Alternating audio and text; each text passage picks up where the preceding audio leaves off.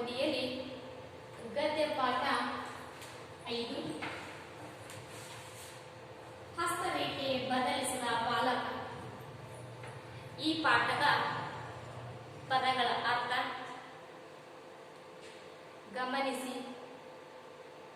ಆಮೇಲೆ ಈ ಪಾಠಕ್ಕೆ ಸಂಬಂಧಪಟ್ಟಂತಹ ಸಂಕ್ಷಿಪ್ತ ರೂಪದಲ್ಲಿ ಕಥೆಯನ್ನ ನಾವು ಹಿಂದಿನ ಅವಧಿಯಲ್ಲಿ ತಿಳಿದುಕೊಂಡಿದ್ದೇವೆ. ಹೌದಾ? ಈ ಅವಧಿಯಲ್ಲಿ ನಾವು ಹಸ್ತರೇಖೆ ಬದಲಿಸಿದ ಬಾಲಕನ ಸವಿಸ್ತಾರವನ್ನ ಈ ಪಾಠದಲ್ಲಿ ನಾವು ತಿಳಿದುಕೊಳ್ಳೋಣ. ನೋಡಿ ಮಕ್ಕಳೇ, ಈ ಹಸ್ತರೇಖೆ ಬದಲಿಸಿದ ಬಾಲಕ, ಹಸ್ತರೇಖೆ ಅಂತಂದ್ರ ಕೈ, ಅಲ್ಲಿ ಹಸ್ತ ಅಂದ್ರ ಕೈ, ರೇಖೆ ಗೆರೆ, ಬದಲಿಸಿದ ಬಾಲಕ, ಬದಲಿಸಿದಂದ್ರ ಅವನ ಭವಿಷ್ಯವನ್ನ ಯಾವ ರೀತಿಯಾಗಿ ಕೈ ಮೇಲೆ ಕೃತಕವಾದಂತಹ ಗೆರೆಯನ್ನ ಹಾಕಿಕೊಂಡು ಗುರುಗಳ ಹತ್ರ ನನಗ ವಿದ್ಯೆ ನೀಡುವೆ ಅಂತ ಹೇಳಿ ಹೇಳ್ಕೊಡ್ತಾನ. ಆ ಮಗುವಿನಲ್ಲಿ ಆದಂತ ಬದಲಾವಣೆಯನ್ನ ಏನಂತ ಸಿರಿಸಿಕ್ಕಿ ಕೊಟ್ಟಾರೆ ಪಾಠಕ್ಕಂತಂದ್ರ ಹಸ್ತರೇಖೆ ಬದಲಿಸಿದ ಬಾಲಕ. ಹೌದಾ? ನೋಡಿ ಮಕ್ಕಳೇ, ಹಿಂದಿನ ಅವಧಿಯಲ್ಲಿ ಗುರುಕುಲದಲ್ಲಿ ಪಾಠಗಳನ್ನ ನಾವು ನೋಡ್ತಿದ್ದೇವೆ. ಅಲ್ಲಿ ಗುರುಗಳು ತಮ್ಮ ಹಟ್ಟನ್ನ ಹಾಕಿಕೊಂಡು ಅಥವಾ ಗುಡಿಸಲನ್ನ ಹಾಕಿಕೊಂಡು ಒಂದು ದೊಡ್ಡದಾದ ಮರದ ಕೆಳಗೆ ಕುಂತು ಪಾಠ ಮಾಡುವ ಸನ್ನಿವೇಶವನ್ನ ಪ್ರಾಚೀನ ಕಾಲದಲ್ಲಿ ನಾವು ನೋಡುತ್ತಿದ್ದೇವೆ. ಅದು ಬಹಳ ನೈತಿಕವಾದಂತಹ ಒಂದು ಕಾರ್ಯ. ಇಲ್ಲಿ ಕೂಡ ಹಸ್ತರೇಖೆ ಬದಲಿಸಿದ ಬಾಲಕ ಈ ಒಂದು ಸನ್ನಿವೇಶವನ್ನ ಇಲ್ಲಿ ಒಬ್ಬ ಮಹಾನ್ ವಿದ್ವಾಂಸಿ ಆದಂತಹ ಪಾಣಿಯ ತನ್ನ ಬಾಲ್ಯ ಜೀವನದಲ್ಲಿ ನಡೆದಂತ ಒಂದು ಘಟನೆ, ಅದನ್ನ ನಿಮಗೆ ಪಾಠಕ್ಕೆ ಹಚ್ಚಿದ್ದಾರೆ. ನೋಡಿ, ಇಲ್ಲಿ ಋಷಿಮುನಿಯವರು ಈ ಕುತ್ತಂತ ಮಕ್ಕಳಿಗೆ ಶಿಕ್ಷಣವನ್ನ ಕೊಡ್ತಾ ಇದ್ದಾರ. ಈ ಬಾಲಕ ಹಸ್ತರೇಖೆ ಬದಲಿಸಿದ ಬಾಲಕ ಈತ.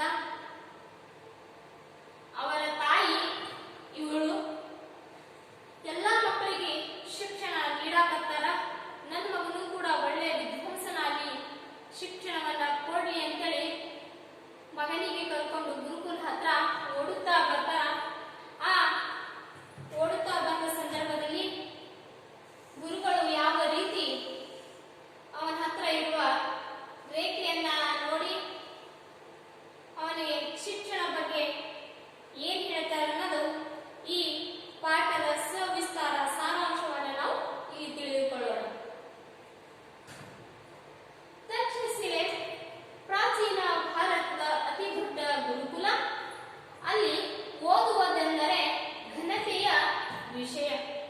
ತಮ್ಮ ಮಕ್ಕಳು ಅಲ್ಲಿ ಓದಿ ವಿದ್ಯಾವಂತರಾಗಲಿ ಎಂದು ತಂದೆ ತಾಯಿಗಳು ಆಸೆ ಪಡುತ್ತಿದ್ದರು. ಒಬ್ಬ ತಾಯಿ ತನ್ನ ಮಗನನ್ನು ಗುರುಕುಲಕ್ಕೆ ಸೇರಿಸಲು ಬಂದಳು. ವಿದ್ಯೆ ಕಲಿಸುವಂತೆ ಗುರುಗಳಲ್ಲಿ ಬೇಡಿಕೊಂಡಳು. ನೋಡಿ, ಈಗಿನ ಶತಮಾನದಲ್ಲಿ ನಾವು ಕಟ್ಟಡದಲ್ಲಿ ರೂಪದಲ್ಲಿ ಶಿಕ್ಷಣವನ್ನ ನೀಡ್ತಾ ಇದ್ದೇವೆ.